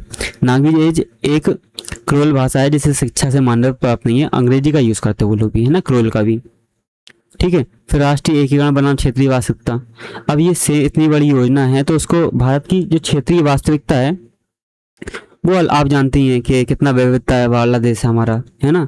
तो वो हर किसी क्षेत्र की आवश्यकता अलग अलग है, तो उस हिसाब से ये योजना लागू होनी चाहिए। वो यहाँ बताया कि one size fit for all ये चीज़ क्या है, पूरे देश में लागू करना कठिन है, ठीक है। मतलब पूर्वोत्तर की जो नॉर्थ ईस्टर्न वाला रीजन है वहाँ की भौगोलिक और जनसंख्या की स्थिति है और भी कई सारी चीज़ें हैं, वो जो मेनलैंड इंडिया है उससे तो बिल्कुल अलग है ना। तो वो यहाँ बताया कि यहाँ पे थोड़ी फ्लेक्सिबिलिटी तो होनी चाहिए कि हम अपने हिसाब से इस चीज़ को लागू कर पाएँ। वॉट फिर जो मेन आता 3 भाषा फॉर्मूला क्या है कि इसको कोठारी आयोग द्वारा 1964-65 की सिफारिश, मतलब ये कोठारी आयोग जब बना था तो राष्ट्र शिक्षा नीति थी उस समय की 1968 की, एनईपी 1968, तो उसके तहत तैयार किया गया था, ठीक है। इसके अंदर क्या है, इसका मुख्य उद्देश्य हिंदी भाषी क्षेत्र और गैर हिंदी भाषी जो राज्य हैं उनके बीच में भाषा के अंतर को कम करना था और राष्ट्रीय एकता को बढ़ावा देना। कि कहने का मतलब ये है कि 3 लैंग्वेज पॉलिसी का मतलब ये है कि एक अपनी मदर टंग हो गई, एक मान लो कोई इंग्लिश हो गई, देन उसके बाद एक ऐसी लैंग्वेज जो इस जो भाषाई अंतर है द्रविड़ और नॉर्थ साउथ वाला उसको कम कर पाए, ठीक है। Got it. तो वही यहाँ बताया कि 3 लैंग्वेज पॉलिसी क्या है। तो पहली पॉलिसी क्या, पहली चीज़ क्या है, पहली लैंग्वेज चुनो मदर टंग क्षेत्रीय भाषा, और दूसरी लैंग्वेज में हम अंग्रेजी भी चुन सकते हैं, और जैसे गैर हिंदी राज्य जैसे तमिलनाडु, आंध्र प्रदेश, कर्नाटका, तो वो हिंदी या अंग्रेजी को चुने। हिंदी भाषी जो राज्य है वो अंग्रेजी या कोई अन्य भाषा को जो आधुनिक भाषा है भारतीय भाषा उसको चुने। फिर तीसरी की बात करेंगे तो गैर हिंदी भाषा जो राज्य हैं तीसरी लैंग्वेज चुनने के लिए वो अंग्रेजी को या कोई भारतीय आधुनिक भाषा जो L1 और L2 में नहीं चुनी गई। फिर हिंदी भाषी राज्यों के लिए अंग्रेजी या कोई अन्य आधुनिक भारतीय भाषा। कहने का मतलब ये है कि जो नॉर्थ इंडियंस हैं वो तमिल, तेलुगु, कन्नड़ भाषा के बारे में जाने, और जो द्रविड़ वाला एरिया है, तमिलनाडु कर्नाटका वाला रीजन, तो वो हिंदी को जाने, है ना, हिंदी को पढ़ें। जिससे क्या होगा, जो लैंग्वेज का जो गैप है वो कम होगा, है ना, जो नॉर्थ साउथ डिवाइड है वो कम हो जाएगा और भारतीय जो एकता है वो बनी रहेगी। ये था 3 लैंग्वेज फॉर्मूला। एनईपी जो 2020 आई, इसमें इस चीज़ को फ्लेक्सिबल कर दिया गया, है ना, इस सूत्र को बरकरार रखा, लेकिन कुछ बदलाव करे, जैसे फ्लेक्सिबिलिटी के बारे में बताया हमने यहाँ पे, है ना। अब यहाँ पे भाषाएं थोपी नहीं जाएंगी, जैसे 1968 का जो था उसमें भाषाएं थोपी गई थी, है ना, जो नॉन हिंदी स्टेट थे वहाँ पे हिंदी थोपी गई थी, जबकि यहाँ पे क्या है, फ्लेक्सिबिलिटी है, किसी भी राज्य में कोई भी भाषा थोपी नहीं जाएगी, है ना। No language will be impose. दो भारतीय भाषाओं की शर्त रखी गई यहाँ पर। अब 2 भारतीय भाषाएं, जैसे तमिलनाडु है, वो अंग्रेजी को चुन ले, तमिलनाडु को, तमिल को तो चुनेगा ही, साथ में कन्नड़ को चुन ले, मलयालम को चुन ले, जरूरी है हिंदी को चुने। तो यहाँ पे जरूरी नहीं हिंदी भाषा थोपी नहीं गई, इस बात को भी ध्यान रखेंगे, ठीक है। 2 भाषाओं की बताई गई यहाँ पे, 2 भारतीय भाषाएं होना जरूरी है। जैसे छात्र अपनी पसंद से 3 भाषाएं चुन सकते, जिसमें अंग्रेजी है और एक आपकी लोकल लैंग्वेज है, एक और कोई लैंग्वेज हो सकती, वो भारतीय होनी चाहिए, है ना। 3 में से 2, कम से कम 2 भाषाएं भारतीय होनी चाहिए, है ना। फिर मातृभाषा पर जोर दिया गया कि कम से कम 5 क्लास तक या अधिकतम 8 क्लास तक क्या हो, जो पढ़ाई हो मातृभाषा में हो, स्थानीय भाषा में ही हो, जिससे कि ज़्यादा विकास हो सके बच्चे का, है ना। इंग्लिश नहीं पढ़ानी, उससे कुछ समझ में आता नहीं बच्चों को, ठीक है। इंग्लिश तो फिर बाद में भी सीख जाता बच्चा, गॉट इट। फिर कॉन्स्टिट्यूशन के अंदर क्या क्या है कि 343 आर्टिकल 343 में राज्य की संघ की राजभाषा है वो हिंदी होगी, और लिपि क्या होगी, लिपि देवनागरी होगी। ये 343 में दिया। 350 में क्या दिया कि जो भी प्रत्येक राज्य और स्थानीय अधिकारी का प्रयास रहेगा कि जो भाषाई अल्पसंख्यक वर्ग हैं उनको जो भी शिक्षा है वो मातृभाषा में दी जाए, है ना, उनकी मातृभाषा का यूज़ हो। फिर 8वीं अनुसूची में 22 भाषाओं के बारे में बताया गया, ठीक है। अंग्रेजी इसमें शामिल नहीं, ऑब्वियस बात है, ठीक है। तो 8th शेड्यूल की बात करी गई, इसमें 22 भाषाएं हैं, ठीक है। तो ये पूरा का पूरा न्यूज़ था इसमें। देन अगले न्यूज़ पे चलेंगे हम जल्दी जल्दी, ठीक है, कि इंटर स्टेट बॉर्डर डिस्प्यूट के बारे में बताया गया। यहाँ पे एक वो डैम है, जैसे इसकंजी डैम, मेकेदातु डैम, ये कर्नाटक के अंदर बना हुआ है। तो इस डैम को लेकर यहाँ पे विवाद है, और ये न्यूज़ में इसलिए था, इसी डैम के कारण, कि हाल ही में जो 19 जून है, तमिलनाडु की विधानसभा में सर्वसम्मति से एक प्रस्ताव पारित कर केंद्र सरकार से आग्रह किया गया कि वे जो कर्नाटक के कावेरी नदी पर प्रस्तावित मेकेदातु डैम है वो बनाने की अनुमति ना दें, ठीक है। अभी ये बनाने की अनुमति मांग रही कर्नाटक का गवर्नमेंट, तो तमिलनाडु इसको रोकना चाह रहा। आइए देखते हैं मतलब कि तमिलनाडु क्यों रोकना चाह रहा, ठीक है। तो सबसे पहले इस डैम के बारे में समझ लो कि मेघदातु का शाब्दिक अर्थ होता है कन्नड़ भाषा में बकरियों की छलांग, ठीक है। यह कर्नाटका की जो गहरी घाटियों को बताता, मतलब वहाँ की जो घाटियां हैं उसके बारे में बताता ये, ठीक है, सिंबलाइज करता है उस चीज़ को। फिर भौगोलिक स्थिति, कर्नाटका को रामनगर जिला है, वहाँ पर स्थित कावेरी नदी, उसकी जो अर्कावती जो सहायक नदी है उसके संगम पर बन रही है। अब इसका परियोजना जो बनेगी, इसका उद्देश्य क्या रहेगा, तो पेयजल, जैसे बेंगलुरु जैसे शहर हैं, है ना, बेंगलुरु हो गए, और भी कई क्षेत्र हैं, ठीक है। अब उन क्षेत्रों में क्या, पानी पहुंचाना, क्योंकि यहाँ पे पानी का लेवल हम जानते हैं किस तरीके से कम हुआ है ना, किस तरीके से यहाँ पे पानी की कमी देखी गई, गॉट इट। ये भी बढ़िया है, ठीक है। जैसे इसी में दिया कि बेंगलुरु शहर और आसपास के क्षेत्रों में पानी को पहुंचाना। अब यहाँ पे एक चीज़ दी कि ये टीएमसी क्या है, तो टीएमसी क्या था, तो जी इसका पूरा फुल फॉर्म होता 1000 मिलियन क्यूबिक फीट। अब ये अगेन नहीं समझना में, जो पानी मिलता है, पानी डैम में भरा जाता, तो है ना, जो पानी डैम में भरा था इन्हीं में भरा, इसी यूनिट का यूज़ करते हैं यहाँ पे, बस इसका ध्यान रखेंगे। टीएमसी का मतलब ये होता 1000 मिलियन क्यूबिक फीट, इतना मीटर पानी उपलब्ध कराना। विद्युत बनेगी कि 400 मेगावाट के आसपास हाइड्रो इलेक्ट्रिसिटी पैदा होगी, तो इसका लक्ष्य ही इन चीज़ों को ध्यान रखना। अब ये टेक्निकल टर्म ध्यान नहीं है, कोई बात नहीं, लेकिन हमें पता होना चाहिए कि पेयजल की आपूर्ति कराएगा, ऑब्वियस बात है, और बिजली बनाएगा, ये तो सिंपल बात है ना, लॉजिक लगाना है यहाँ पर, ठीक है। फिर यहाँ पर 9000 करोड़ का यहाँ पे क्या है, बहुउद्देश्य परियोजना है, इस बात को पैसा से ध्यान रखना कुछ भी, ठीक है। विवाद का मुख्य कारण तमिलनाडु की आपत्तियां क्या है पर जी, निचला तटवर्ती रीजन, लोअर रिपेरियन स्टेट, कि जबकि कर्नाटक ऊपरी अपर रिपेयरिंग स्टेट है। तमिलनाडु की आपत्ति है कि सुप्रीम कोर्ट के आदेश का उल्लंघन है। मतलब तमिलनाडु का एक वो कावेरी जल विवाद बना था, ठीक है, अभी इसको पढ़ेंगे। तो तमिलनाडु का तर्क ये है कावेरी जल विवाद न्याय जो ट्रिब्यूनल थी और सुप्रीम कोर्ट का 2018 में जो फैसला आया था उसमें ये कहा था कि कावेरी बेसिन में कोई भी ऊपरी राज्य निचले राज्य की सहमति के बिना नदी का जो फ्लो है उसको नहीं रोक सकता है ना, उस पर कोई डैम नहीं बना सकता जिससे उसका फ्लो क्या हो, रुक जाए, ठीक है। और किसानों को नुकसान, तमिलनाडु को इस बात का भी डर है कि मतलब कावेरी का पानी रुक गया तो वहाँ पर जो मानसून है वो कमज़ोर हो गया जिस दिन, तो यहाँ पे पानी की कमी तो होगी, खेती के लिए जो पानी चाहिए उसकी भी कमी हो जाएगी, है ना। क्योंकि जो कावेरी डेल्टा है तमिलनाडु के अंदर उसे धान का कटोरा कहते हैं। और आपको मालूम है कि चावल उगाने में किस तरीके से पानी की यूज़ करा जाता, तो सिंचाई के लिए पानी नहीं रहेगा, ठीक है। और पेयजल की समस्या तो है ही, और साथ में एक इकोलॉजिकल प्रॉब्लम भी है ना, पारिस्थितिकीय प्रभाव भी देखा जाए कि मतलब कावेरी जो वन्य अभ्यारण्य है वो डूब जाएगा और वहाँ के जो जीव है उनका जो पाथ है, उनका जो रास्ता है वो बेकार हो जाएगा। जैसे हाथियों के गलियारा, जैव विविधता को भारी नुकसान होगा, क्योंकि जब भी जलमग्न हो जाता है ना जो भी पेड़ पौधे वो सड़ जाते हैं, खत्म हो जाते हैं अंदर ही अंदर, ठीक है। गॉट इट, इस बात को भी ध्यान रखेंगे। देन उसके बाद कर्नाटक ने तर्क दिया कि पानी के हिस्से पे कोई प्रभाव नहीं है, जो पानी का हिस्सा है वो मिलता रहेगा, है ना। बस हम ये चाह रहे हैं कि जो मानसून का सरप्लस वाटर है वो समुद्र में ना मिले, उसको रोकने के लिए बना रहा है इस पे, ना कि तमिलनाडु को पानी रोकने के लिए, ठीक है। तो इस बात को भी ये कहा यहाँ पर। फिर पेयजल की प्राथमिकता, तो ये लोग ये कह रहे हैं कि हमें कृषि से लेना देना इतना नहीं है, हमें जो पानी की प्रॉब्लम है हमारे यहाँ, जैसे बेंगलुरु जैसे शहरों में पानी का स्तर किस तरीके से नीचे चला गया, तो उसके लिए ये योजना काम करेगी, ठीक है। और अपने क्षेत्रों में निर्माण का अधिकार, और कर्नाटका का तर्क है कि कोई बॉर्डर ऑर्डर लगता नहीं है, तो हम अपने क्षेत्र बना रहे तो हम बना सकते हैं ना, ये किसी न्यायाधिकरण के आदेश का उल्लंघन नहीं करती, ठीक है। तो इस बात तो ये कर्नाटका के तर्क हैं। फिर संविधान में क्या दिया कि आर्टिकल 262 है, उसमें ये दिया कि संसद जो है कानून बना के क्या कर सकती, इन विवादों का निपटारा कर सकती है, ट्रिब्यूनल बना सकती, ठीक है। तो भारतीय संविधान का ये संसद को अंतरजातीय नदियां, नदी घाटियों के जल उपयोग और वितरण नियंत्रण से संबंधित किसी भी विवाद के न्याय निर्णय के लिए कानून बनाने की शक्ति देती है कि संसद बनाएगी कानून, कोई प्रॉब्लम होगी तो, है ना।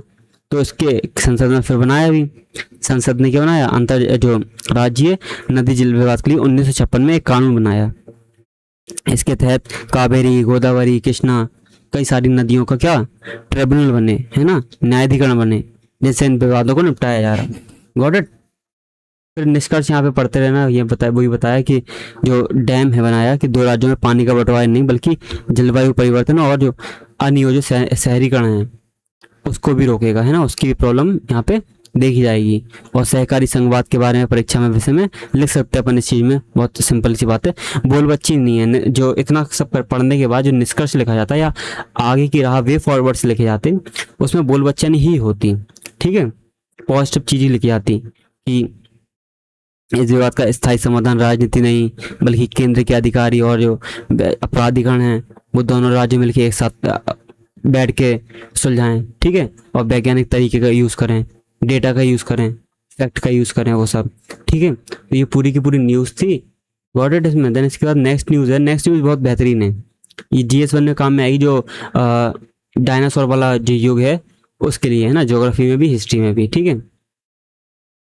तो यही बताया यहाँ पर कि जो एक ब्रूसाटे, स्टीव ब्रूसाटे हैं, उन्होंने ये बताया कि इंडिया किस तरीके से नेक्स्ट डायनासोर का नेक्स्ट हॉटस्पॉट बन सकता, मतलब डायनासोर के जो अवशेष हैं वो इंडिया के अंदर मिल सकते, ये बताया यहाँ पे। तो यहाँ पे एक वर्ड आया यहाँ पे पैलियोंटोलॉजिस्ट, जो पुराने अवशेष होते हैं ना, जीवाश्म विज्ञान, तो उनकी स्टडी, जीवाश्मों की स्टडी करने वाले को पैलियोंटोलॉजिस्ट ही कहा जाता, ठीक है। तो ये न्यूज़ थी पूरी की पूरी द हिंदू की। तो GS1 GS3 में काम में आने वाली है ये, ठीक है। GS1 में हिस्ट्री में भी, देन ज्योग्राफी के अंदर भी, ठीक है, गॉट इट। तो यहाँ पे ये पूरी की पूरी न्यूज़ थी जो मैंने बता दिया आपको कि कैसे भारत के बारे में बात करी गई यहाँ पर, तो क्यों करी गई, क्या रीज़न थे उसके आधार पे कि भारत को क्यों माना गया हॉटस्पॉट। तो वही यहाँ पे बताया कि भारत के पास विश्व में कुछ शानदार डायनासोर जीवाश्म मौजूद हैं। क्यों? क्योंकि पहले हम गोंडवाना लैंड के हिस्सा थे, पेंजिया के हिस्सा थे, है ना, करोड़ों वर्ष पहले जो क्रेटेशियस काल था तब वहाँ पे सभी महाद्वीप जुड़े हुए थे। तो भारतीय महाद्वीप किससे, मेडागास्कर, अंटार्कटिका, दक्षिण ध्रुव के करीब था। है ना। इसलिए जो भारतीय चट्टान है वो प्राचीन युग के कुछ बड़े पुराने डायनासोर के जीवाश्म दबे हुए हैं यहाँ भारत के अंदर, है ना। वो तो हमने इसकी खोज नहीं करी क्योंकि हमारे पास उतना बजट नहीं था, ठीक है, उतना स्किल नहीं था, नॉलेज नहीं थी उस चीज़ की, है ना, और उस चीज़ का क्रेज़ नहीं था, है ना, इसलिए। फिर उसके बाद राइजोसोरस क्या मांसाहारी डायनासोर था भारत के अंदर, टीरेक्स की तरह। आप ध्यान रखो, टीरेक्स के बारे में हमने बहुत पहले पढ़ा हुआ है ना, टीरेक्स के बारे में हमने पढ़ा हुआ है, ठीक है। ये भी एक क्या मांसाहारी डायनासोर था, गॉट इट। तो राइजोसोरस भारत के अंदर एक मांसाहारी डायनासोर था, ध्यान रखेंगे इस बात को, ठीक। फिर विशाल शाकाहारी डायनासोर जो लंबी गर्दन वाला डायनासोर था, उसके अवशेष भी मिले हैं, है ना। इसका वजन देखा जा रहा है कि बोइंग 737 के विमान जितना है।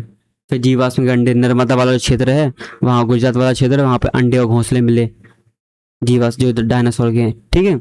तो ये भी हमारे लिए अच्छी बात है, मतलब ये तो पहले की बात है, बता रहा है कि भारत इंडिया के अंदर किस तरीके से मिल सकती है अगर खुदाई करी जाए अच्छी तरीके से, है ना, जांच करी जाए, गॉट इट। फिर मास एक्सटेंशन के बारे में और डेकन ट्रैप के बारे में बताया कि लोग क्या कहते हैं, मतलब रिसर्च कहते हैं कि जो डायनासोर का ख़त्म हुए वो क्षुद्र ग्रह गिरा था मैक्सिको के आसपास, जो यूकाटन चैनल है ना मैक्सिको का। आप जब मैप देखोगे तो वहाँ पे यूकाटन चैनल है, तो वहाँ पे एस्ट्रॉयड गिरा, तो उससे क्या हो गया, पूरा का पूरा ख़त्म हो गया। लेकिन यहाँ पे एक चीज़ और है, ब्रोसाटे जो हैं, स्टीव ब्रोसाटे, वो भी ये बात करते हैं कि यहाँ पे डेकन ट्रैप का भी बहुत कॉन्सेप्ट है। तो क्षुद्र ग्रह की बात तो ठीक है ना।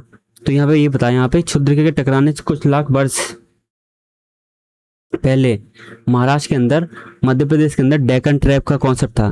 तो ज्वालामुखी विस्फोट हो रहे थे, अब वहाँ से जहरीली गैस निकल रही थी, राख निकल रही थी, है ना। तो वातावरण गर्म हुआ, अस्थिर हुआ, तो इससे डायनासोर विलुप्त हो गए। ये बड़ी भूमिका निभाते हैं यहाँ पे।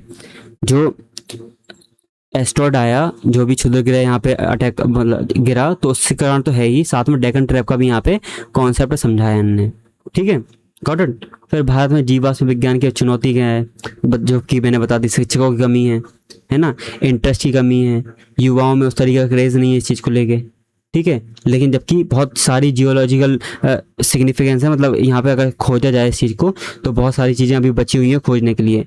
फंडिंग नहीं है, पैसा नहीं है, बजट नहीं है, और हम लोग खुद, जो हमारी सरकार है, इस चीज़ को प्राथमिकता नहीं देती, है ना, कि खोजा जाए और कई सारी रिसर्च करी जाए, ठीक है। फिर जो भारत के लिए अवसर क्या है, इस चीज़ में इंफ्रा बनाया जाए, निर्माण किया जाए, युवाओं को इस चीज़ में क्रेज़ लाया जाए, है ना, रिसर्च करी जाए, बहुत सारी बजट दिया जाए, वही सब यहाँ पे बताया, यहाँ पे गॉट इट, ठीक है। तो ये पूरा का पूरा ताना बना था इस पूरे द हिंदू के पेपर का, बहुत बेहतरीन एनालिसिस किया हमने यहाँ पर, ठीक है। इसको पॉज करेंगे और बिल्कुल पढ़ सकते हैं यहाँ पर, ठीक है। निष्कर्ष की बात बिल्कुल वही सेम है कि बोल बच्चन ही करना है यहाँ पर, गॉट इट। तो इतना बेहतरीन सा डिस्कशन हमने कर लिया, ठीक है, 21 जून के द हिंदू करंट अफेयर्स का। आई होप ये वीडियो आपको पसंद आई होगी। तो आप लोग क्या करेंगे, इस चैनल को सब्सक्राइब कर लेंगे और हमारे परिवार के साथ जुड़ आएंगे, सम्राट एजुकेशन वर्ल्ड के साथ जुड़ आएंगे। साथ में कई लोगों को बताएंगे कि हिंदी मीडियम में भी the Hindu, Indian express, PIB जैसे जो बड़े बड़े न्यूज़पेपर हैं जिसको पढ़ने से लोग परेशान होते, तो उसका अच्छे तरीके से एनालिसिस किया जा रहा, कहाँ पर, सम्राट एजुकेशन वर्ल्ड। तो इस वीडियो को लाइक करिए, सब्सक्राइब करिए और इसमें कमेंट कर सकते हैं आप, और लोगों तक पहुंचा सकते हैं इस वीडियो को कि द हिंदू अब क्या है, हिंदी माध्यम के लिए भी खुल गया है, ठीक है। हिंदी माध्यम में भी उसका एनालिसिस यूट्यूब पर आने लगा है, ठीक है। तो इसी के लिए यहाँ से वीडियो विदा लेता हूँ मैं आपसे और इस वीडियो को बंद करता हूँ, ठीक है। जय हिंद, जय भारत।